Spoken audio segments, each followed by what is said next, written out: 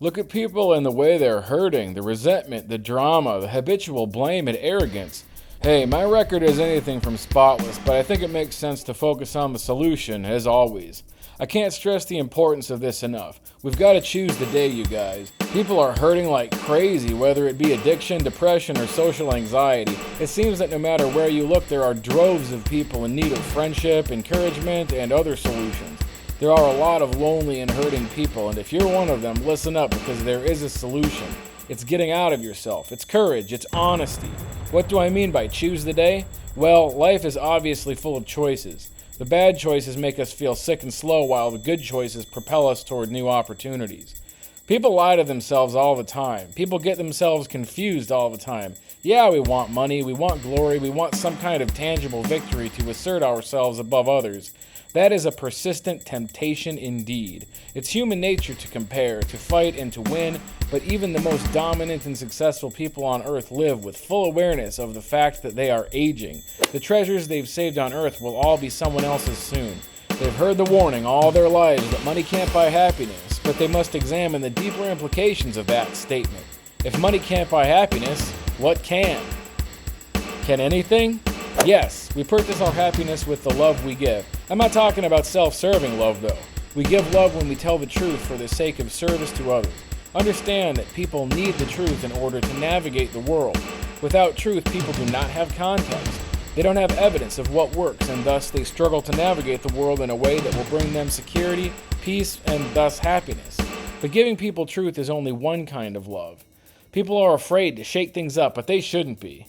It makes sense to think outside the box. If I'm depressed and miserable, what would happen if I went outside and started picking up garbage around the neighborhood? That's an act of love. What would happen if I went down to the nearest nursing home and read to the elderly? Yeah, people are quick to dismiss. Exuding love might work for you, but I've got real problems to deal with, and I don't have time for charity handouts. Well, perhaps you don't. Perhaps you're too sad, frustrated, bitter, ashamed, jealous, disgusted, or otherwise unwilling to consider this type of substantial and actual solution. But then I challenge you to really think about your problems and what's really working to solve them. Is anything? Has anyone warned you about the dangers of trying to force an outcome and becoming emotionally dependent on demanding specific outcomes? If nobody told you, it doesn't work. Yes, there are systems which are designed to produce results, but things go wrong, and while we can minimize the probability of disaster and disappointment, we cannot craft our worldview on our demand for control. We cannot afford to be emotionally invested in every little problem.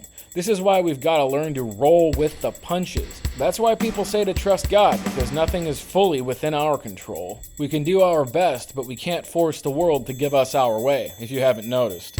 The sooner we learn this lesson, the sooner we're free. But how are we going to maintain a habit of peace of mind? It's easy to roll your eyes when you hear the word spiritual surrender, but don't. Seriously, at least keep this information in your hat for later down the road if things in your life take a dive. Profound suffering produces profound wisdom. Now is your chance to know what that means. Spiritual surrender means commitment to habit formation via point of aim. Think about the cross. Think about the systems of religion or 12-step. What in the world is keeping people sane? Their habits, their routines, and their sacrifices. Those of us who fail to sacrifice our addictions often end up in total despair. Lost and impoverished, perhaps helpable, but perhaps not. At least think about it. Pay attention to who has what, with an open mind and a bit of courage. My assumptions about religion as well as religious people were sometimes correct, but all things considered, I was wrong about a lot. I'm not afraid to admit I was wrong. I'm afraid of staying wrong. Money can't buy happiness, but spiritual surrender can buy peace at the price of pride. Think about it. What kind of person do you want to be? Life is baffling, immense, and totally nuts. Would you really want to write off God with what minuscule amount of life experience you've been granted thus far on these few short laps around the sun? Agnosticism makes a lot of sense compared to atheism, which is the unsafest possible bet a human being can place if you think about it. Habit formation is obviously the best way to maximize our peace, sanity, and security. And despite the hurdles and often immense challenges concerning religion, it's an undeniably outstanding way to establish and maintain the habits that produce those results most reliably.